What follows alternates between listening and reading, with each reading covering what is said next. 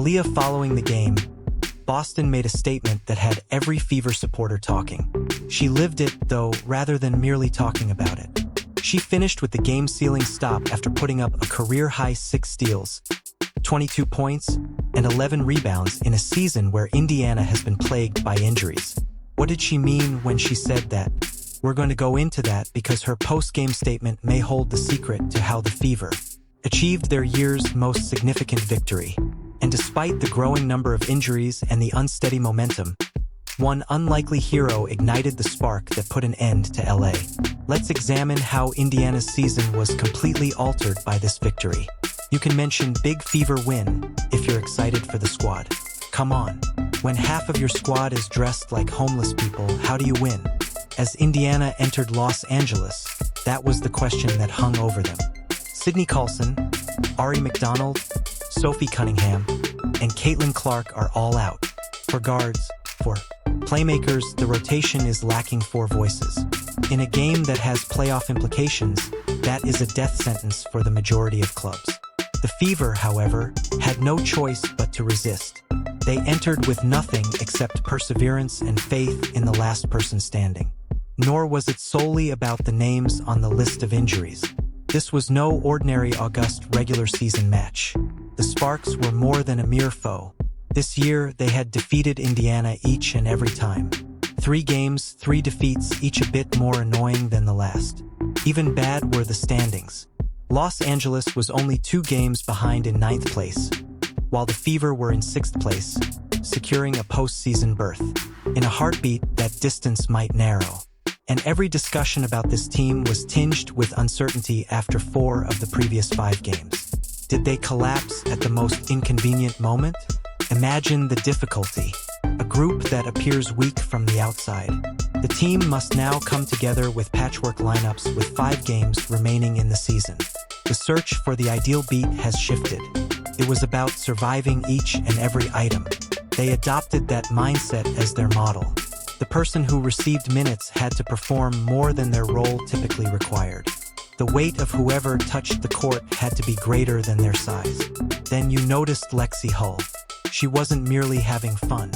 Following her collision with Gabby Williams in the last game, she was competing with both eyes marked up. She still snatched loose balls and dug into opponents despite having 2 black eyes. Continued to run through screens. That night, Hull represented just what the Fever required. Even if it hurts, show up. Her very presence was a statement. Everyone in Indiana Red would be able to persevere if she did. This is what gave this game a unique vibe. It had nothing to do with highlight passes or style points. There was a sense of urgency behind each stop, rebound, and basket. It might have ended abruptly with one miscalculated run from LA. However, the Fever persisted. They continued to fight back against a team that was focused on narrowing the gap in the standings. Matching energy. Indiana created the conditions for someone unexpected to emerge by refusing to crumble under duress. A veteran who had been waiting for her chance to take center stage was able to do so because of the tenacity of that undermanned team. What if the unexpected player turned out to be the one everyone needed to get closer to? When Odyssey Sims took the court in Los Angeles, that's just what occurred for Indiana. Consider it. This was meant to be a survival night. A roster that is struggling to stay together long enough to grab a victory. Nevertheless, the game's beating heart was a 31-year-old veteran who wasn't even in the starting lineup. And for Sims, the opponent's jersey made the moment much more significant. The Sparks were her squad, she used to say.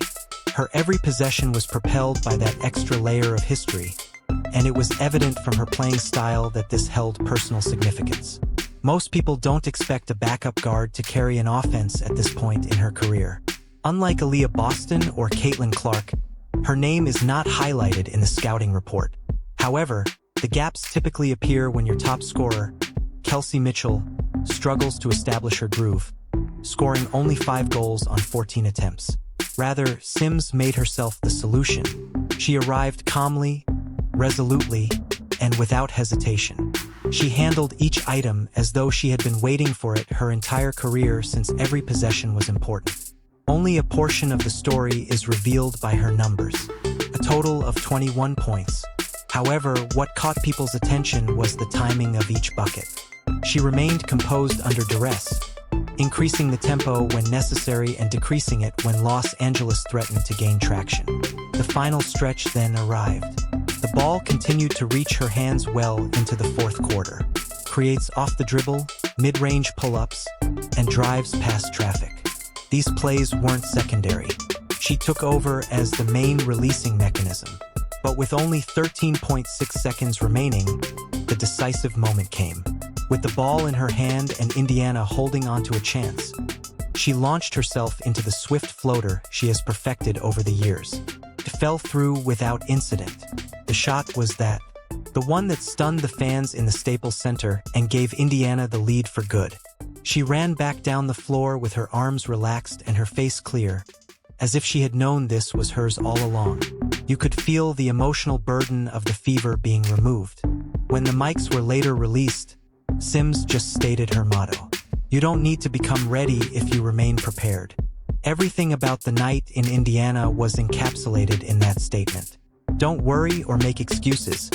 Simply be prepared for anything. Odyssey Sims helped the Fever leave with more than a victory.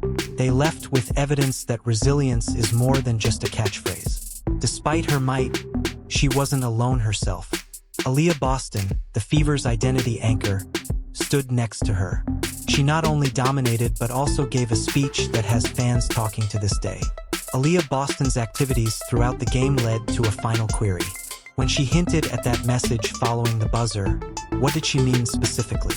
Because it appeared that she was already responding through her play if you paid close attention to her. She didn't merely fill in the score box. She made a strong impression on every aspect of the game. She led the offense with 22 points, dominated the Sparks front court with 11 rebounds, kept the ball moving with 4 assists, and finished with her highest ever 6 steals. One player rarely possesses that combination in a single game, but Boston dominated both ends of the court without blinking. You nearly missed the pivotal moment because there wasn't much time left. There are only 1.9 seconds remaining. Los Angeles is in dire need of a final opportunity. Boston also did a wonderful job reading the piece. She immediately terminated it by reaching in and ripping the ball clean. Just a superstar closing the door, no fuss, no drama. However, the cameras immediately shifted to her. When reporters inquired about this team's fighting style, her message began to gain traction. Everyone was curious about the meaning of that quote.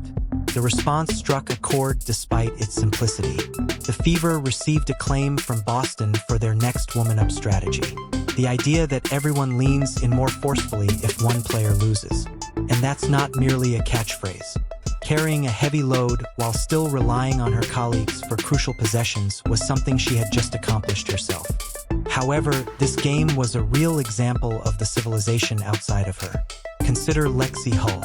The collision in the previous game left the player's face bruised and their eyes blackened. She continued to defend with the same ferocity, though, charging through screens and diving after loose balls. Then observe how her aerial abilities ignited the attack and provided vitality off the bench, as though nothing could stop her. When you combine such instances, you can observe Boston's remarks unfolding in real time. Her ability to lead is what keeps Indiana stable. Although the stat sheet displays the points and steals, her impact goes beyond that. She conveys the idea that this roster is defined by no injuries, setbacks, or string of difficult defeats when she says, "Next woman up," repeatedly. It's assurance that the person on the floor is deserving of being there and capable of completing the task. And motivational speeches are only one aspect of that persona. Indiana's victory in Los Angeles secured them 6th position for the time being, forcing the Sparks farther back while creating a safety cushion above Seattle. It feels more safer to have a playoff berth, because of a whole squad that adheres to the same philosophy Boston outlined, not because of chance or a single game-changing shot.